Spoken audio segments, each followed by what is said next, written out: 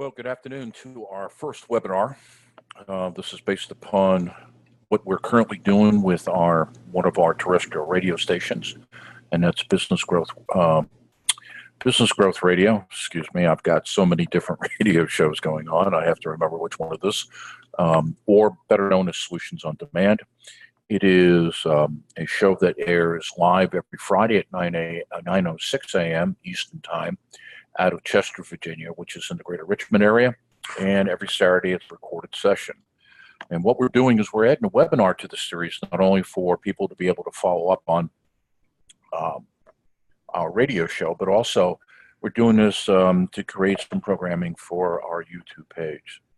So as you are now looking at my screen, let me take you through a couple things that we have currently done and get you ready for the webinar. By the way, all this is being recorded. So if you join this, I greatly appreciate it. So here's where we go. You're looking at my screen, and we are now going to go over to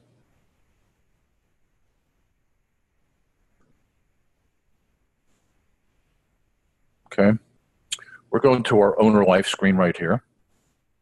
And the reason I'm doing this in front of you is that this is something that I want you to do as you are on our site, is to better utilize our materials.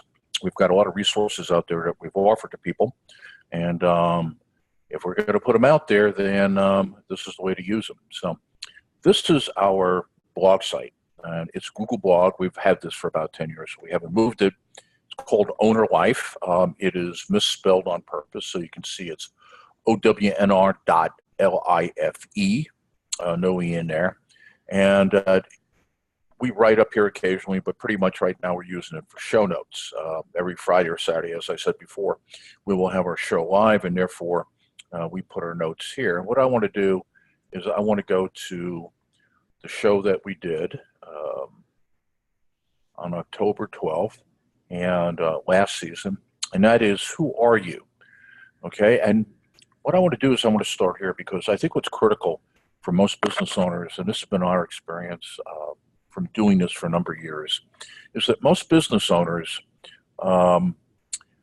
need to reassess who they are in terms of their approach to their companies. My experience with them is, depending upon the size of the company, anywhere from business owners are glorified technicians, let's say, in a company under, let's say, $300,000 or $400,000, they're probably workers, just glorified workers.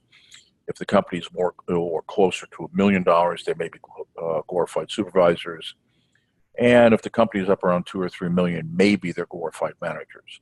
But that's it. And so one of the goals that we had for last season on Owner as Executive, and that whole theme, was to get a business owners to think about themselves as executives. Because the biggest transition is not what you do.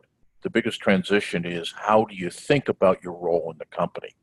And so what we did here in our notes that we covered in the show is you can't beat the odds, is that when you take a look at it, only about 2.5 tenths of 1% of business owners have all of the skills and attributes required to be successful. And I mean, that's an incredible number. But basically what it says is that for every Richard Branson, there's 1 million of us who need outside help, need to build an organization that mitigates our weaknesses while taking advantage of our strengths.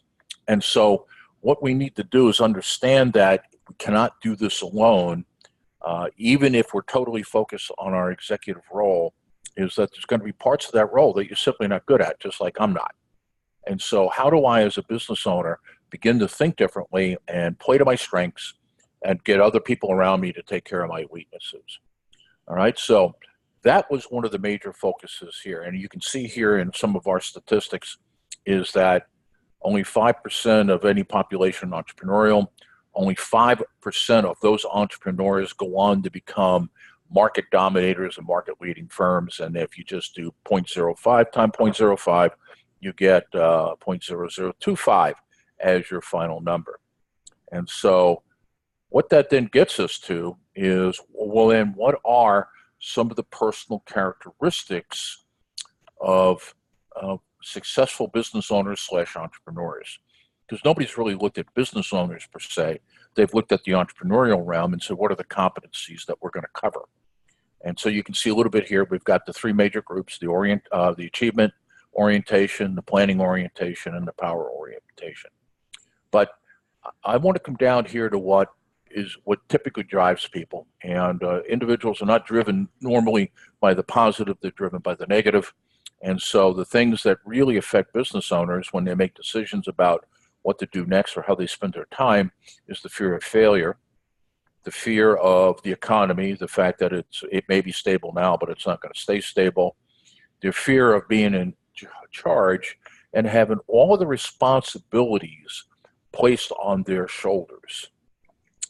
There's a fear of being consumed by the business to the point where there is no life outside of doing the business. The fear of managing cash flow, really a valid one there, in terms of how do I keep all the money coming in and manage what's coming in versus what's going out.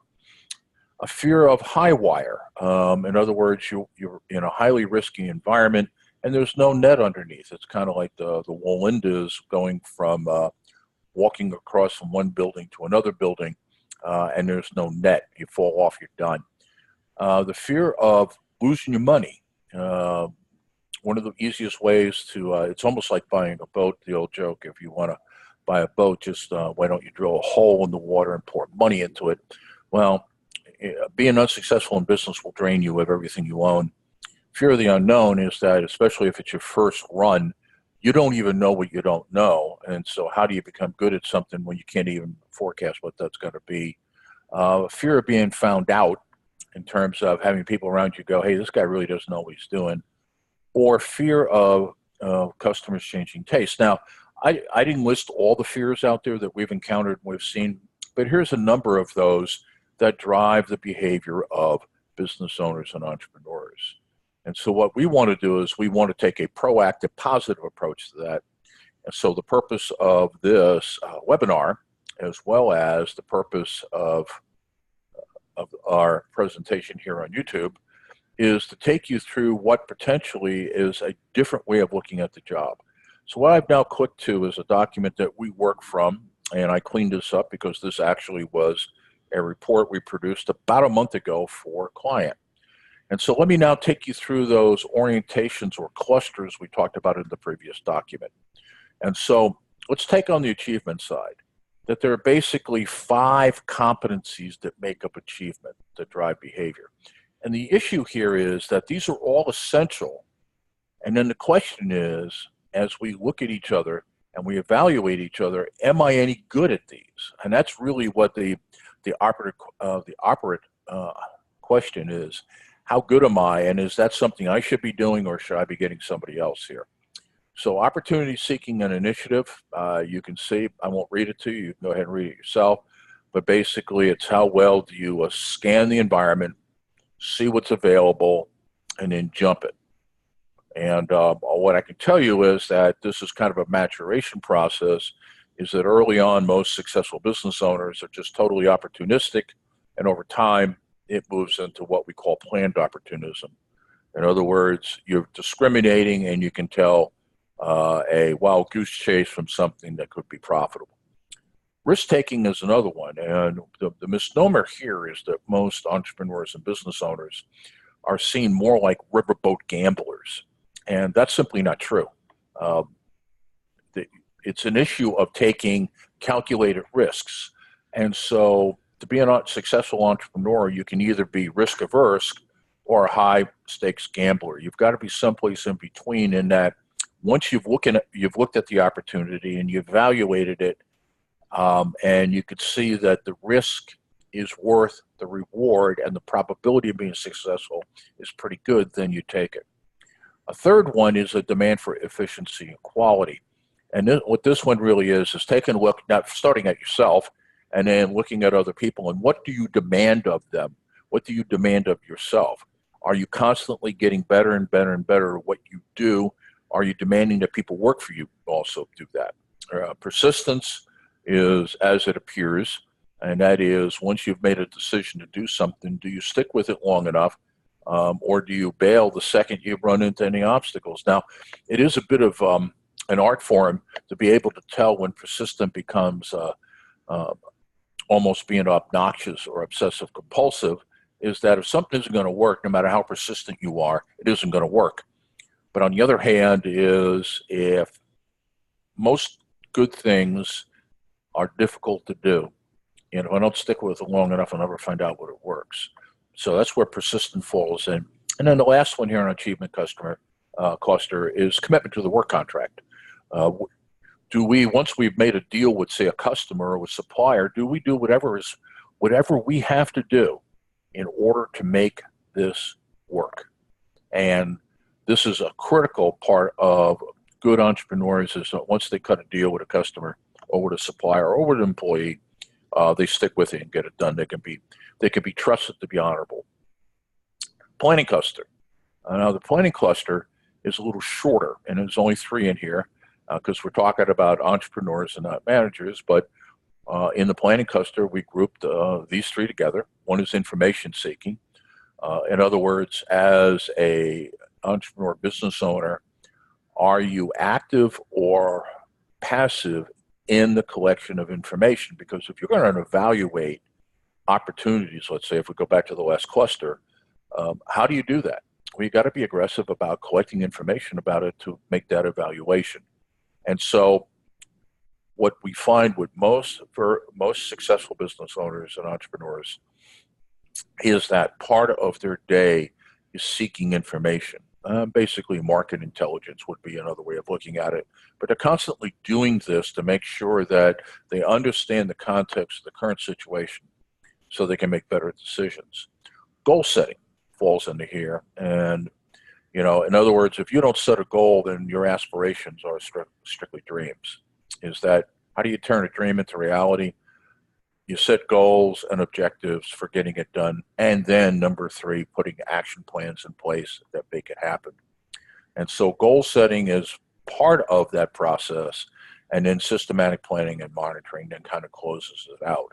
Is that it's interesting is that if you are committed to the work contract and you got a plan, the odds are in your favor that you're going to move in the right direction as opposed to procrastinating. Then there's the power cluster.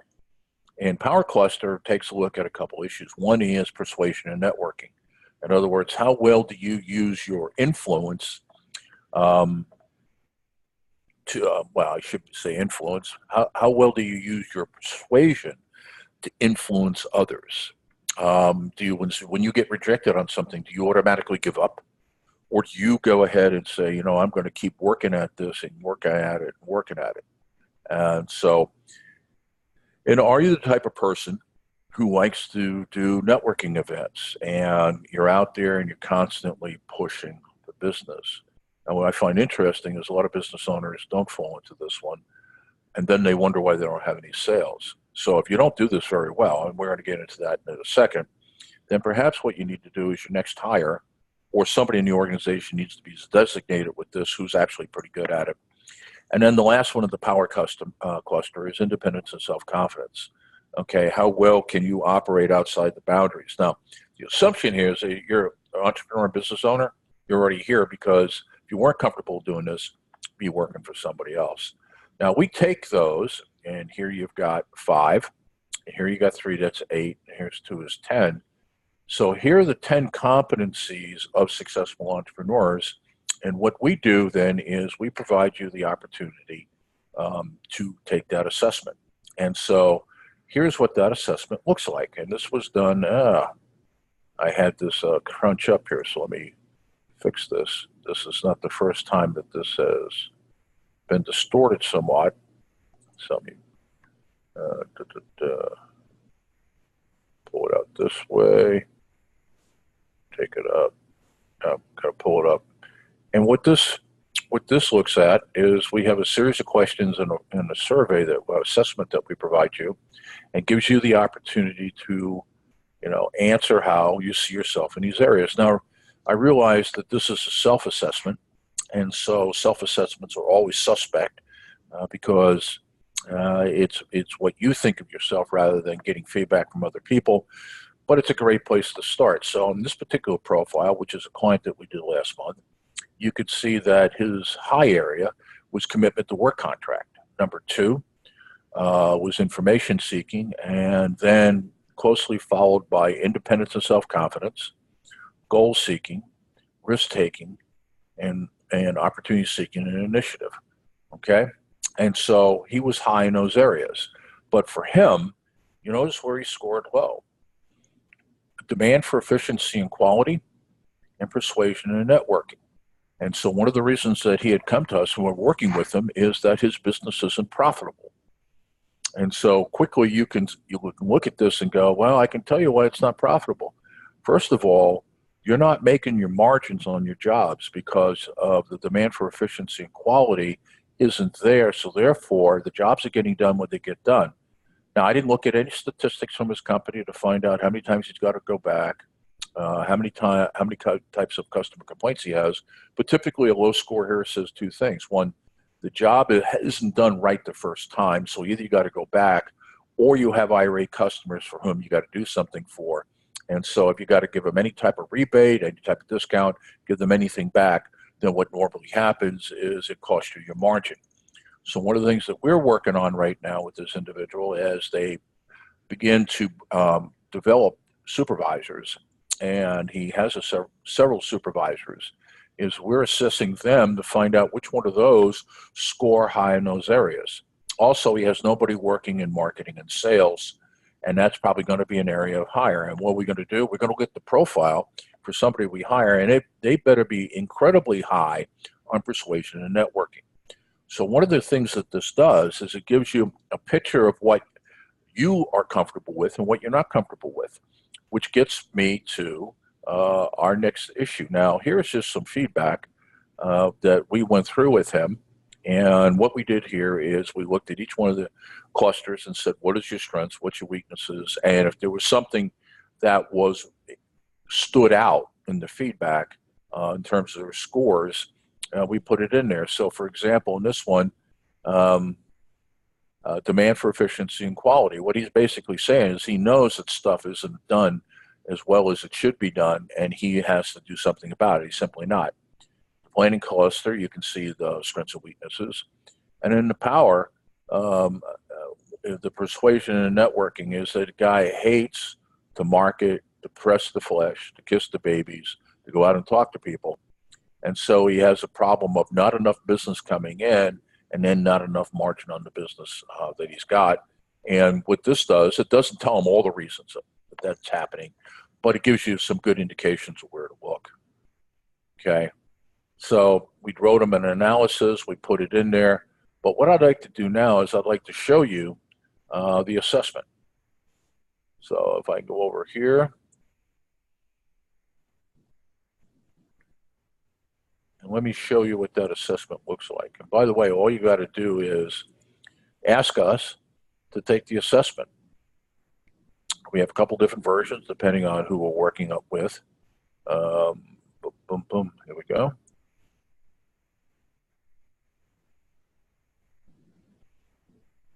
Who are you?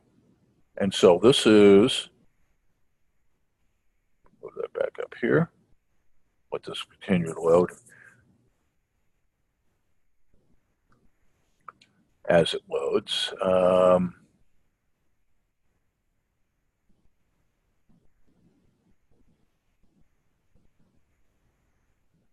So there you are. Where are you? The competencies of successful business owners, which we just took. And then here you go. You get a chance to answer these questions. And some of them are pretty obvious which they fall into, and some are not. We take that score, and based upon that score, we give you this feedback. And so if you'd like to do that, all you've got to do is let me know, and by going to our website, and we're going to do this off our Growth Radio website. That's growthradio.biz, growthradio.biz. And probably the easiest way to do it is go to the homepage. And in fact, I'll take you there.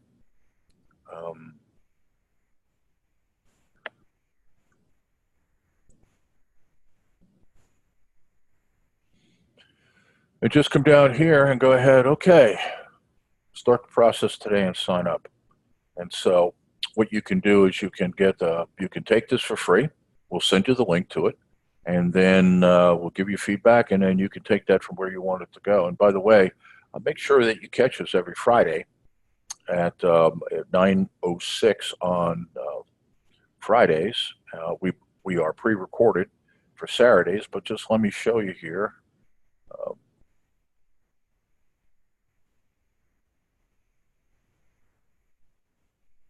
So you can see our next show coming up is show 5 for cash and costs. And what we're going to be talking about here is the short-term triage that you need to do and when you come into a company. And this season is about doing your own turnaround. So instead of hiring somebody like me to do a business turnaround, you're doing it yourself. And then as you're doing this yourself, what do you need to do? Well, we're into the triage. And so last Friday and Saturday, we overviewed that process. I'll show you where to find that.